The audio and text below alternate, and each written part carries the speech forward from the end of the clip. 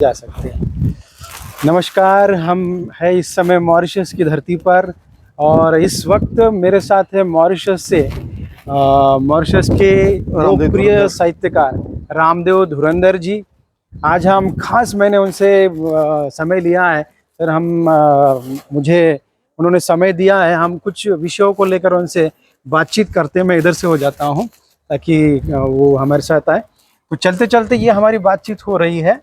रामदेव धुरंधर जी ने लगभग अभी मुझे लगता है कि 18 से ज़्यादा किताब लिखी है सर आपने। हाँ, लगभग 30 किताबें तो हैं मेरी, प्रकाशित किताबें हैं। हाँ हाँ। तो ये जो साहित्य आपने लिखा है, इस साहित्य में पूरा मॉरिशस का इतिहास है, यहाँ की जो वेदना पीड़ा है, क्या क्या है इस संदर्भ में कुछ बताइए हमको ज़रा। देखिए, ऐसा है कि हमारे जो पूर्वज भारत से आए थे, यहाँ मजदूर के रूप में वो लोग आए थे। तो उन्होंने खेतों में काम किया, काफ़ी कुछ कष्ट के बाद, दुख के बाद भी उन्होंने कुछ बनाया हमारे लिए। अपनी ज़मीन हुई, अपना मकान हुआ। लेकिन बात ये है कि आज भी ये हमारा अपना जो मॉरिशस देश है, यहाँ पर हमारी अपनी यातनाएं होती हैं।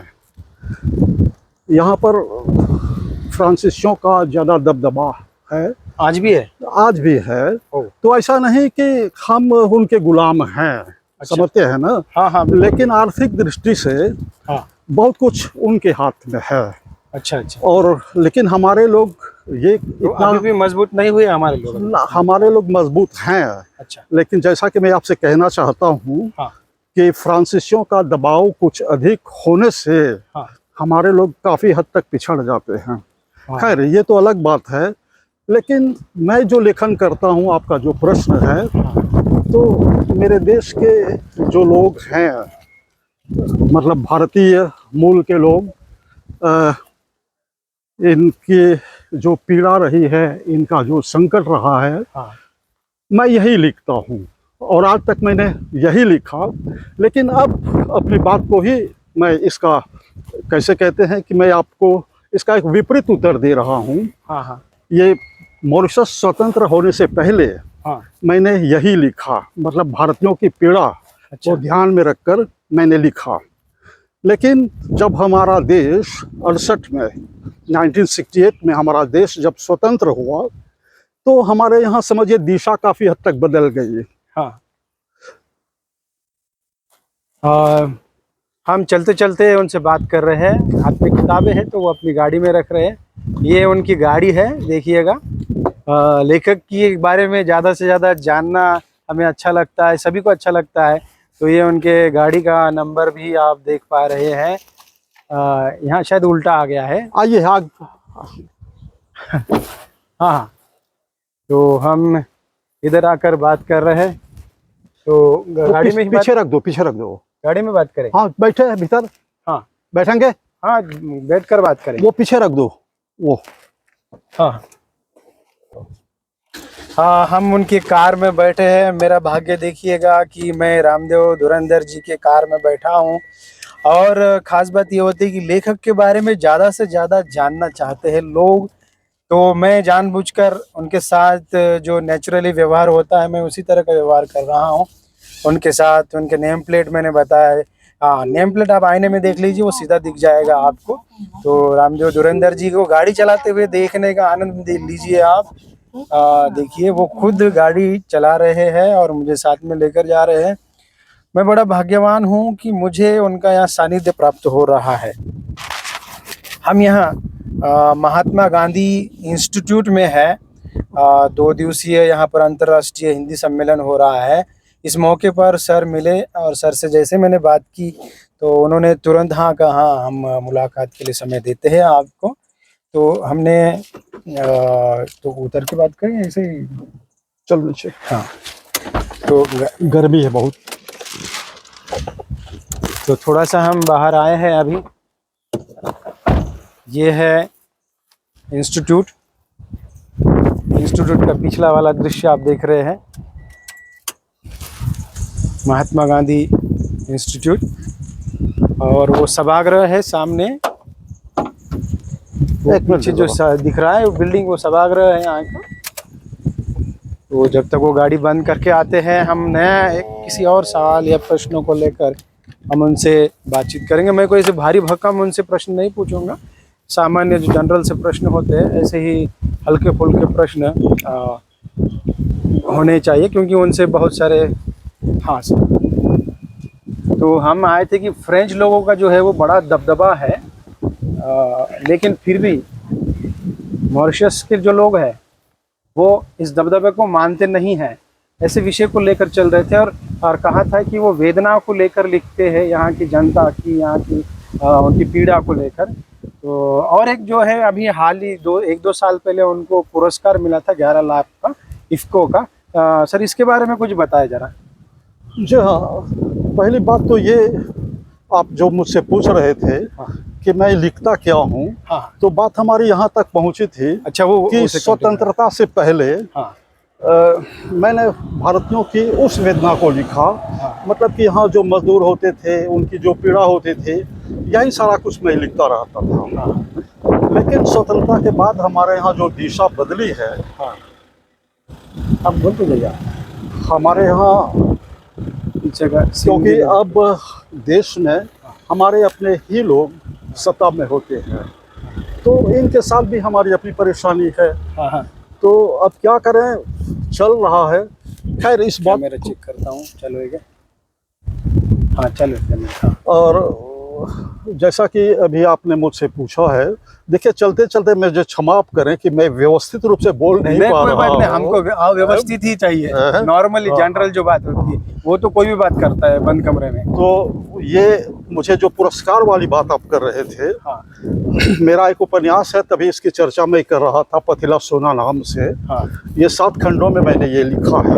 तो भारत के लोगों को इसके बारे में अच्छी पहचान है, इस पुस्तक को लोग मानते हैं। हाँ और मैंने इतना लेखन किया है, और मैं काफ़ी उम्र से, समझिए कि भारत में मेरी पहली कहानी हाँ।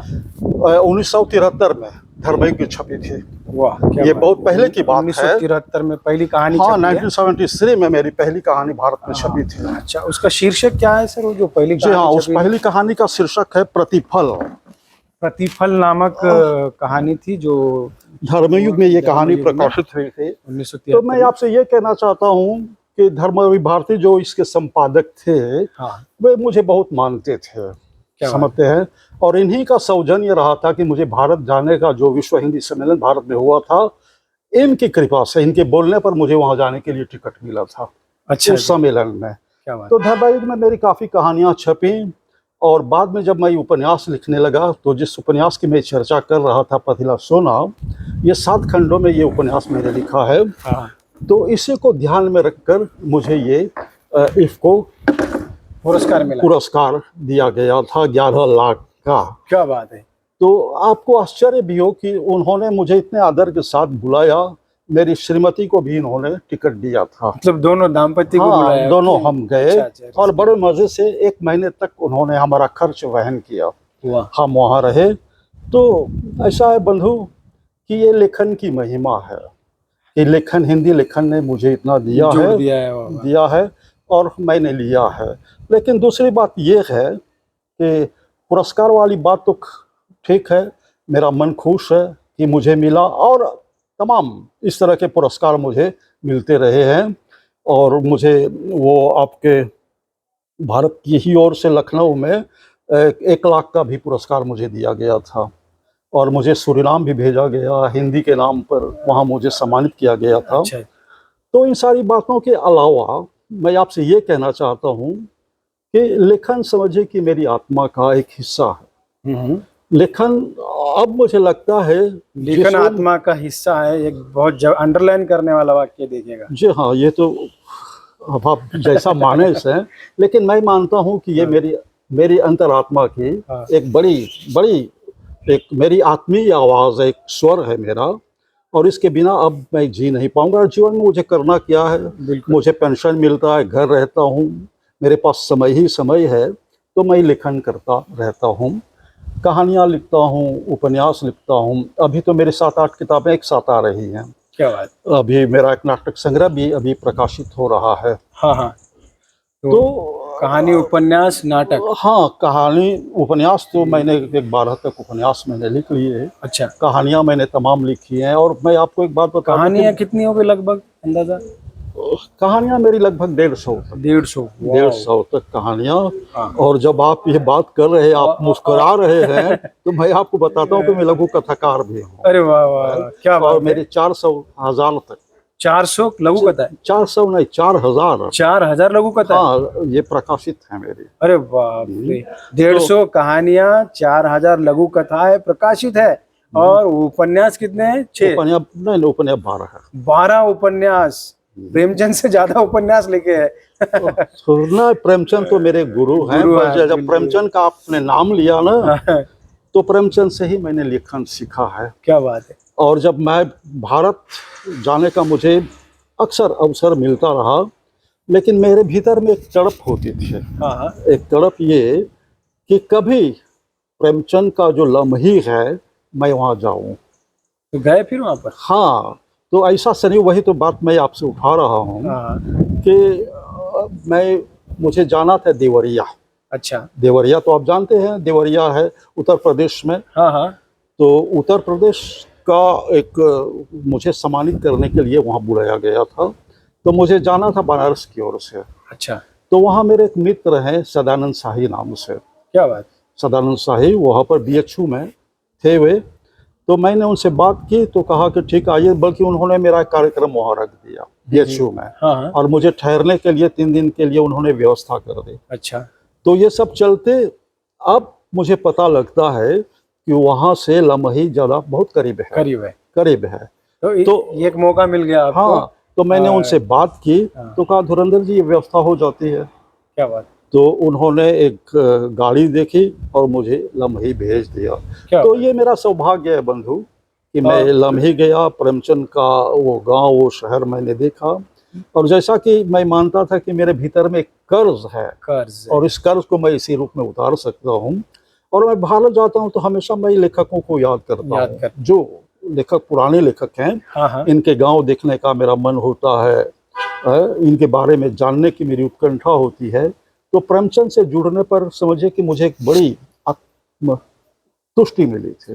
प्रेमचंद को गुरु मानते हैं और उनको मिलने की इच्छा थी, और वो इच्छा भी देखिए किस तरह से पूरी हो गई। तो जाने का मुझे अवसर मिला और वो सारा कुछ मैंने देखा। और जैसा कि मैंने आपसे कहा कि प्रेमचंद का जो गोदान उपन्यास है, हाँ, ये पढ़ने के बाद ही मुझे लगा था कि चले मैं भी थोड़ा अपने को आजमाता हूँ। हाँ। तो कालांतर में मैंने लिखना गोदान जो उपन्यास, मुझे लगता है कि वो पहला प्रेरणा स्थान होगा। हाँ, मेरा वो उपन्यास के लिए। हाँ, प्रेरणा मैं वहीं से मानता हूँ। हाँ। कि गोदान से ही मैं प्रेरित हुआ, लिखना शुरू किया। हाँ, क्योंकि देखे ना, ये गोदान का जो भाषा है, हाँ। बड़ी एक विनम्र भाषा, बिल्कुल बड़ी प्यारी भाषा है, चलती फिरती भाषा है, मुहावरेदार भाषा है। छोटे छोटे वाक्य हैं, समझने में कठिनाई नहीं होती है। और मेरी जो उम्र रही थी, मेरे उम्र के हिसाब से उपन्यास बहुत बढ़िया था। हाँ, समझते हैं ना उस समय। हाँ, लेकिन जाते जाते क्या हुआ कि अब उस उपन्यास जो मेरे दिमाग में रह गया गोदान, अब मेरे दिमाग में आया कि कुछ इसी तरह से मुझे लिखना चाहिए और लिखना चाहिए। तो बहुत सारे, पहला उपन्यास प्रेरित होकर क्या लिखा आपने उस समय? देखिए बंधु, कोई कहानी लिखी थी या और? हाँ, मैंने सबसे पहले, मेरी 18 की उम्र रही होगी, महज 18 साल की उम्र में लिखना शुरू किया? हाँ, 18 के आसपास मैंने लिखना शुरू किया था। हाँ। तो मैंने मजदूरों को ही केंद्रित किया। अच्छा। ना, मेरा अपना जो परिवार है ना, प्रेमचंद के इसमें मजदूरों का जीवन है। हाँ, बस वो। और ये संयोग भी है कि मेरा अपना जो परिवार है, मेरे माता पिता ये भी मजदूर रहे, मजदूर थे। अच्छा। मतलब भोगी हुई पीड़ा की अभिव्यक्ति है उसमें। और मेरे परदादा जो भारत से आए तो मजदूर ही आए थे। हाँ। और मेरा अपना जो परिवार, मजदूर, कुदाल वगैरह, ये सब मैं जानता हूँ। मैंने अपने हाथ से खेत में काम भी किया है। समझते हैं ना। तो ये सारा कुछ मेरे खून में रह जाने से, और ये खेतों की पीड़ा मैं देखता था। खेतों में ये जो गोरों की ओर से जो शोषण होता था, फ्रांसीसियों की ओर से, तो ये मेरे दिमाग में रह गया था। अनुभव। तो हाँ, तो ये मैंने लिखना शुरू, कहानी मैंने, क्योंकि इतना आसान नहीं होता इतने जबरदस्त संवेदनशील ढंग से प्रस्तुत करना, जब तक उसे हम भोगते नहीं। आज भी उनके प्रति मेरे भीतर जो, कैसे कहते हैं, वो मेरे भीतर जिंदा है यार। क्या बात है। भारत के जितने आए थे हमारे देश। अब देखिए, हाँ मैंने अपना जो पथिला सोना उपन्यास की चर्चा मैं आपसे कर रहा हूँ, हाँ। ये चलती फिरती बात हम कर रहे हैं, जहाँ से जो बात आ रही है मैं आपके सामने कर रहा हूँ, ठीक है। नहीं बिल्कुल, हमें हाँ, ऐसे ही सहज ही तो करना है भाई। तो और ये ये उपन्यास की कीमत मेरे ख्याल से 3,500। 3,500 रुपये रखी गई थी। हाँ, बाद में आपने खुद कहा उनको। फिर मैंने इसको ऑनलाइन कर दिया है, सभी के पास हाँ, उपलब्ध है ये अब तो उपन्यास। निःशुल्क कर दिया है। हाँ, निःशुल्क है, वो हाँ, जो भी क्योंकि चाहे। लोगों तक पहुंचेगी ही नहीं तो कैसे पढ़ेंगे उसको। तो ये उपन्यास लिखने का मेरा मन था। तो ये तो पहली बात मैंने आपसे कही कि मैंने कहानी लिखी थी मजदूर जीवन पर। हाँ और कालांतर में जब मैंने लिखा, मतलब कि उपन्यास लिखने की मेरी मुझ में थोड़ी प्रवणता है, हाँ। तो मैंने उपन्यास लिखा। अच्छा। और अनेक उपन्यास लिखने के बाद मैंने पथिला सोना उपन्यास लिखा। पतीला सोना। पथिला सोना उपन्यास। और ये मेरा समझिए कि पीड़ा से भरा उपन्यास है, ये दर्द से भरा उपन्यास है ये। मतलब हाँ, सब दर्द की हाँ, दास्तान है इसमें, सभी क्या है। छह खंडों में जो है ना, हाँ तो पहले तीन खंड जो है, हाँ हाँ। ये भारतीयों पर आधारित है। अच्छा। स्वतंत्रता से पहले। हाँ आपको ये शायद पता न हो कि हमारे यहाँ महात्मा गांधी आए थे कभी मॉरिशस, हाँ हाँ। 1901 में। अच्छा, उनसे मुलाकात हुई कभी आप? ना ना ना, 1901 में तो मेरा जन्म नहीं है। अच्छा, हाँ लेकिन 1901 में वो इतिहास में आपको सुना रहा हूँ। हाँ हाँ। तो गांधी जी ने मॉरिशस के लिए 3 बातें कही थी। अच्छा। एकता में रहने के लिए, हाँ, आपस में मिलकर रहने के मिलकर लिए, रहना। और राजनीति, हाँ मैं वही बोलने वाला था कि आपको तो अगर हाँ, तो गांधी जी ने ये जो बातें कही थी, इतिहास हो गया। हाँ हाँ। तो लोग इस पर चलते रहे, और हम लेखक भी जो कालांतर में हुए ना, गांधी जी ने कहा था बच्चों को साक्षर कीजिए आप। हाँ, तो गांधी जी की ये बच्चों को सारे, पढ़ाओ, हाँ, राजनीति में लेके आओ। बच्चों को, हाँ, तब लोग अपने बच्चों को पढ़ाने लगे। और चलते चलते मॉरिशस आज काफ़ी परिवर्तित हो गया है। तो लेकिन आज जैसे कि आपके यहाँ भी भारत परिवर्तित है। कब आपका भारत जब स्वतंत्र हुआ था, हाँ, तब का जीवन कुछ और था, आपका अलग है। और आज का जीवन भी कुछ और है। बिल्कुल, आज का मॉरिशस अलग है, तब का अलग है। बस यही है कि तब की बात को आज लागू हम नहीं कर नहीं कर सकते सकते, हैं। बिल्कुल नहीं कर आज का जो जीवन है, आज का जीवन है, और इसको इसी में देखना चाहिए। सकते। बिल्कुल और जीवन तो आज जो है हमारा ना, ये बड़ा क्रूरतम जीवन है आज। हाँ, हम्म। सही बात। सामाजिकता, हमारा जो अपना समाज है, हमारे अपने जो लोग हैं, ये सोच बदल गई सूट बदल गई। हाँ, है। और आज लोगों के भीतर वो संवेदना शायद बहुत कम हो गई है। संवेदना मर चुकी है, पत्थर हो गए। बस यही वो हाल एक है। बशीर बद्र की एक वो गजल की पंक्ति है कि हर धड़कते दिल में क्या है वो। मॉरिशस में भी यही हाल है खैर बाद बंधु। में मैं इसको हाँ, ऐड करूंगा। हाँ, मॉरिशस में भी यही हाल है। लेकिन फिर हाँ, क्या हर करेंगे। धड़कता दिल पत्थर नहीं होता, हम्म। उम्र गुजर जाती है दिल को दिल बनाने में। दिल बना ले, दिल को बहुत दिल बहुत बना बहुत शाबाश शाबाश, ये बहुत अच्छी बात आपने कही है। तो मॉरिशस चल रहा है, लेकिन ऐसा नहीं कि अब हम दुखी हैं इस देश में। आप हाँ, खुश है अब?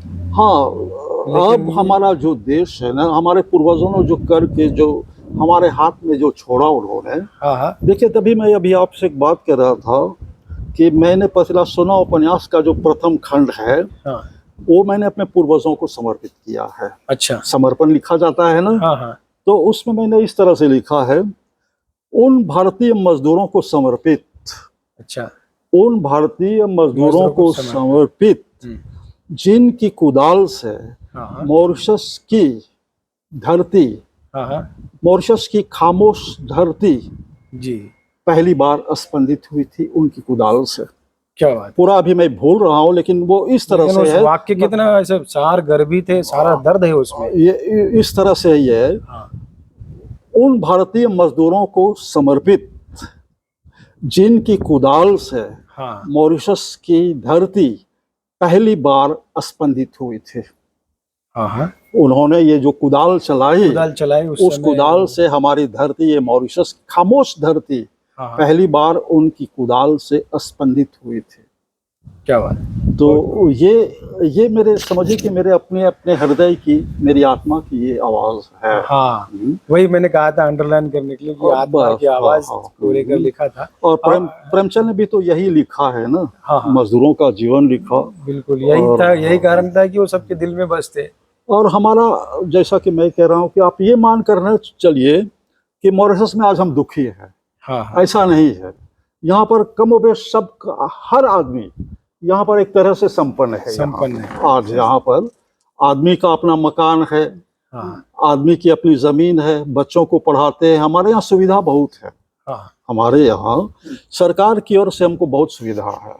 समझते हैं कि मैंने सरकार में नौकरी की, मेरी 60 की उम्र हुई तो मैं घर रहता हूँ तो मुझे एक पेंशन मिलता है पेंशन नौकरी मिला। के हिसाब से। अच्छा लेकिन 60 की उम्र से भी एक पेंशन मिलता है।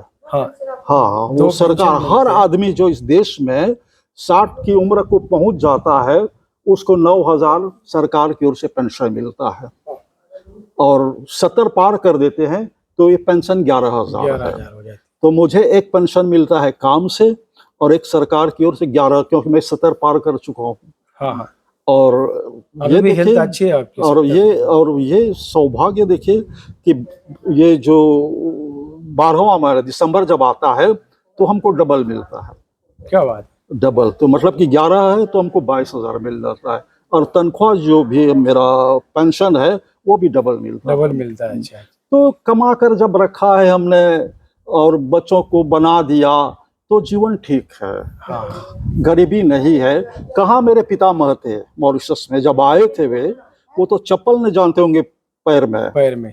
है, कांटों पर वो चलते थे मेरे अपने बड़े लोग। हाँ हाँ लेकिन आज यहाँ पर कोई एक आदमी आपको नहीं मिलेगा कि जिसके पाँव खाली है। हाँ हाँ समझते हैं क्या बोलता हूँ ना। तो मॉरिशस आज काफी हद तक हमने अपने बनाया। लेकिन याद कीजिए बंधु, जी। ये मैं बड़े दम के साथ आपसे कहता हूँ हाँ हाँ कि मेरे पूर्वजों ने चौवन्नी अठन्नी से रुपया बनाया है।